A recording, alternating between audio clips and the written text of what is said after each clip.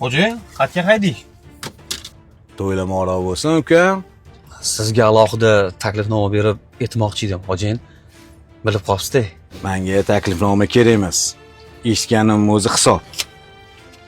Ma'mi to'yanani olib qo'y. Xarajatlaringni ishlatasan. Voy, xo'jayin. Buncha ko'p pul ololmayman. Tinchlikmi nimaga? O'zi xo'jayin simdoshlarim $50 yig'ib berishyapti. Uni qaytarishim kerak. Sizdan shuncha pul olsam, hali beri qaytara olmayman-ku.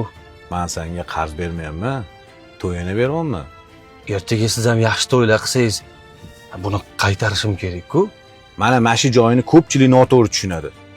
To'yanani oladi-da, daftariga yozib, keyin qaytaraman deydi. Aslida to'yina qarz emas. To'yina bu bir ehson. Odam imkoniyatidan kelib chiqib, to'y qilayotgan inson yuki yengil bo'lsin, quvonchiga sherik bo'ling deb beradi. Nima shunda qaytarish shart emasmi? Shart emas. O'zi to'yanani eng chiroyli qaytimi bu duo. Mana shu duolar sabab o'rni to'lib ketadi xotiroma. Xo'jayin, rosa kerak bo'lib turadi. O'zi sizdan qarz so'rasammikan deb yuruvdim. Topganingizga baraka bersin. Rahmat. Amin. Aytganing kelsin.